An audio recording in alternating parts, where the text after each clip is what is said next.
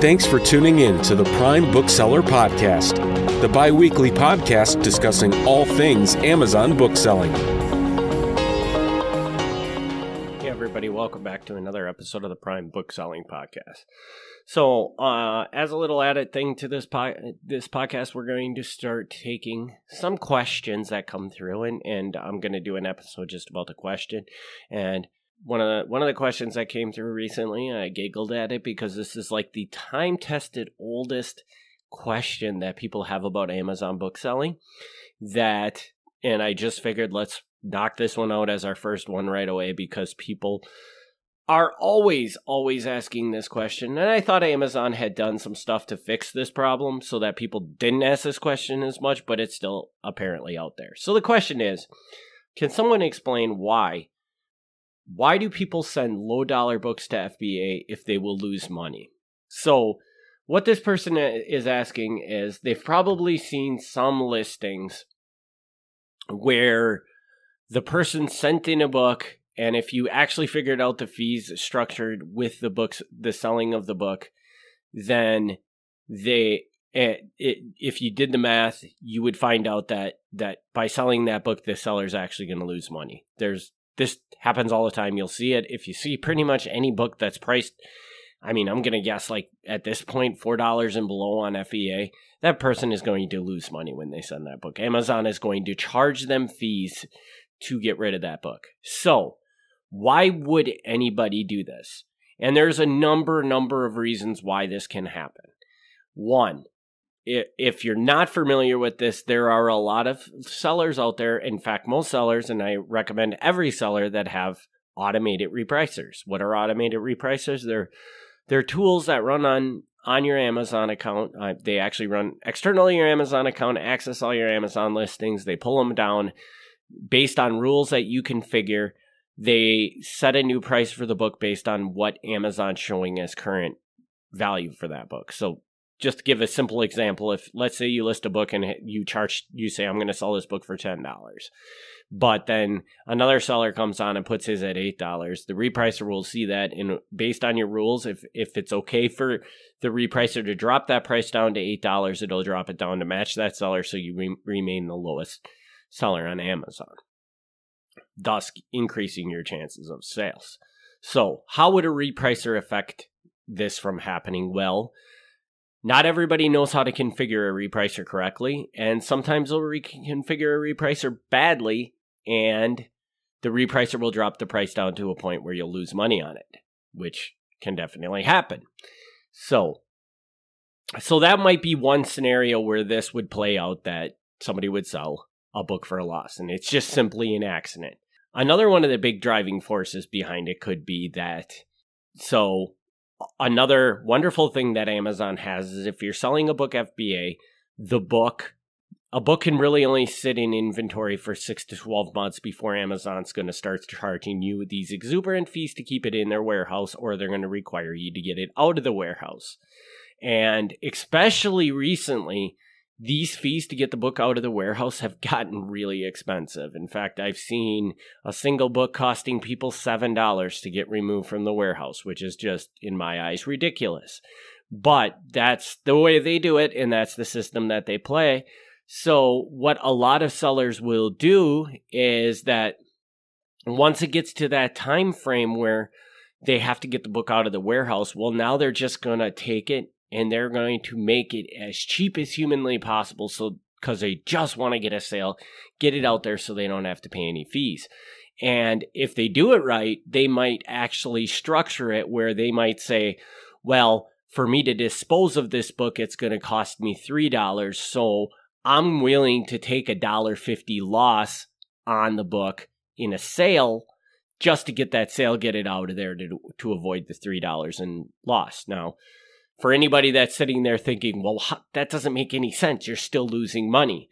You're right, you are still losing money, but the key to it is that you're losing less money. And losing less money means gaining money, if that makes sense. Because if you have an option of losing $1.50 or losing $3, which option would you take? Me, myself, I would take the losing $1.50 option. So some people will actually price their books intentionally to lose money, but they're doing it in such a way that they're losing money, but they're losing less money than they would if they just remove the item. Just on a side note to that, I am not a fan of playing that game, especially since there is an option, and we should probably do an episode about removal settings for your Amazon account, but there is an option within your Amazon account that when these books come up for these long-term storage fees, you can turn on like an auto remove feature. And generally, if you configure it right, what Amazon does by default is they're going to either liquidate the book or they're going to dispose of the book. Disposing of the book costs you money. Generally, the fees to liquidate a book are nothing, or you might even get a little money from Amazon for liquidating the book. So the point is that I don't personally employ the thing of like, okay, I'm going to cut my removal fees in half by just selling this book at a loss, because I find it's probably just cheaper to just let them liquidate the book and get rid of it. And that's what I highly recommend every other seller does. But when you do see these ridiculously low Amazon prices, that is probably what they're doing, or it could be what they're doing. And there is one more, and this one's a little bit sadder of a story, but there is one more reason why this might happen. And it's very possible that just the person that is doing this, that you see selling this book, they just don't, they're a new seller. They don't understand how Amazon works. They do not listen to a podcast that educates them on how Amazon works. And so they think, oh, I bought a book for 50 cents. If I sell it for $6, well, that's great.